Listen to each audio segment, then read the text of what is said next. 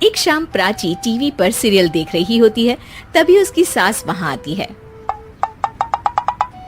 अरे सीरियल में तो ऐसे मग्न है जैसे आज रात का खाना पड़ोसी आकर बनाएंगे। मुझे पता ही नहीं था आपने अपने बेटे की शादी पड़ोस में भी की हुई है। हैं? मतलब? मतलब इस घर में सारा काम बहू ही करती है, आप तो सिर्फ खर्राटे मारती हैं। अच्छा जी, फिलहाल तो तुम आराम फरमा रही हो, चलो जाओ, ये मेरे टीवी देखने का समय है। आहा, इसीलिए मुझे भगाया जा रहा है। सॉरी, अब तो बिल्कुल नहीं जाऊंगी। प्राची की इस बात पर दोनों सास बहू के बीच टीवी रिमोट के पीछे बच्चों जैसे छीना झपटी शुरू हो जाती है, जिसके बीच श्लोक भी काम से घर वापस आ जाता है। आज मेरी चूहे बिल्ली की जोड़ी किस बात पर झगड़ रही है? अरे तेरे बीवी मुझे टीवी ही नहीं देखने दे रही। अरे तुम्हारी मम्मी मुझे खाना बनाने के लिए फोर्स कर रही है। अरे वाह, ऐसे बेतुके रीजन पर तो बच्चे भी झगड़ा नहीं करते। अरे मुझे कुछ मत बोल, सब इसने ही शुरू किया है।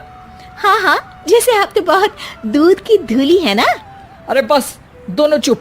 प्राची जाओ, खाने की तैयारी करो।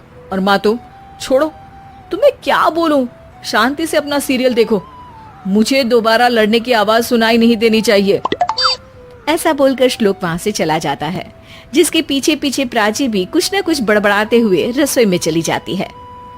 हाँ हाँ, सासू जी को तो कुछ बोलेंगे ही नहीं, बस मुझ पर ही हुक्म चलता है, खाना बनाओ, जैसे मैं इनके घर में खाना बनाने के लिए आई हूँ। इसी तरह शाम बीतती है और रात को श्लोक और प्राची की सास खाना खाकर सोने चले जाते हैं, लेकिन प्राची गुस्से में कुछ खाए बिना काम में ही लगी रहती है। इस घर में किसी को घंटा फिक्र नहीं पड़ता, मैं खाऊं या भूखी रहूं। प्राची कुछ देर के लिए रसोई से बाहर जाती है और जैसे ही वापस आती है तो वहां दूध का भरा ग्लास देखकर हैरान रह जाती है। फिक्र पूरी है, बस दिखाना नहीं है। प्राची दूध पीकर सोने चली जाती है और अगली सुबह एक बार फिर सास बहू का कार्टून नेटवर्क स्टार्ट हो जाता है। ये तुमने ही किया है। अरे अजीब जबरदस्ती है, मैं बोल रही हूँ मैंने कुछ नहीं किया। दोनों ने मिलकर पूरे घर को पागल खाना बनाया हुआ है। यहाँ कोई नॉर्मल इंसान तो रह ही नहीं सकता, इसीलिए अब पड़ोसी क्या रिश्तेदार भी घर आने से कतराते हैं। और सुन बेटे, तू भी चंगा, तेरी माँ भी चंगी, तेरी बीवी भी चंगी, रिश्तेदार। हाँ जी, आपको नहीं पता क्या, गंगाधर ही शक्तिमान है, रिश्तेदार ही। हाँ हाँ, बस समझ गया। कभी जानवरों जैसे लड़ेंगी तो कभी जुगलबंदी करेंगी। भाई मैं आप दोनों के बीच में नहीं फंसना चाहता। सास बहू की इस मनमौजी जोड़ी से परेशान होकर श्लोक अपना सिर खुजलाता वहां से चला जाता है।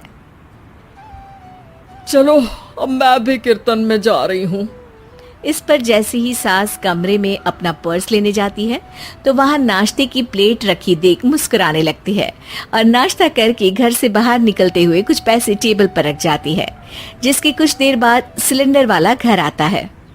ओ मुरी मैया, मैं सिलेंडर के बारे में तो बिल्कुल भूल ही गई थी। घर खर्च के सारे पैसे भी मम्मी के पास है और श्लोक से बोला तो उल्टा 4 बात सुनाएंगे। प्राची ये सोच ही रही होती है कि अचानक उसका चेहरा चमक उठता है और वो घर में आकर इधर उधर देखने लगती है। तभी उसकी नजर टेबल पर रखे पैसों पर पड़ती है, जिन्हें वो सिलेंडर वाले को दे देती है। ये सब श्लोक देख लेता है। अच्छा बेटे, इतना बड़ा घोटाला, सबके सामने मैं तेरी दुश्मन और पीठ पीछे तेरी मेरी यारी। इस पर श्लोक एक प्लान बनाता है और शाम को सब एक साथ बैठे होने पर बोलने लगता है।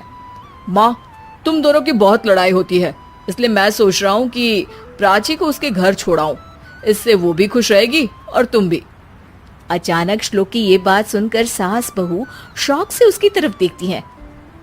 अरे ऐसे कैसे घर छोड़ाओगे, मुझे कहीं नहीं जाना। अरे तुमने बोला नहीं पर मैंने सुन लिया, तुम्हें मम्मी के साथ रहना अच्छा नहीं लगता, मुझे पता है। अरे वाह, अरे जब बहू खुद कुछ काम बोले तो वो तुझे सुनता नहीं, और अब जो इसने बोला ही नहीं वो तू समझ गया। जब उसे नहीं जाना तो फिर जबरदस्ती क्यों कर रहा है? अच्छा, फिर आपको मौसी के घर छोड़ाता हूँ, बस अब आप दोनों एक घर में एक छत के नीचे नहीं रह सकती। मैं इस टॉम एंड जेरी की जोड़ी को और नहीं झेल सकता। है? ऐसे कैसे नहीं रह सकते? तुम्हें इतनी दिक्कत है तो तुम्हारा बोरिया बिस्तर पैक कर देती हूँ, लेकिन मम्मी जी कहीं नहीं जाएंगी। बिल्कुल यही सुनना था मुझे। अगर दोनों में इतना ही प्यार है फिर हर वक्त ये लड़ाई का नाटक क्यों करती हो? देखा मैंने कैसे माँ किचन में दूध रखती है और तुम उनके लिए कमरे में नाश्ता रखती हो, और कैसे वो पहले ही तुम्हारी दिक्कत समझकर घर में पैसे रखकर बाहर जाती है।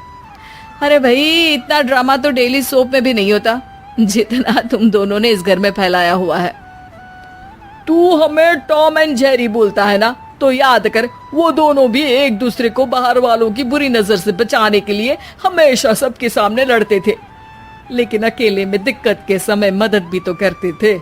बस हमारा रिश्ता भी कुछ ऐसा ही है।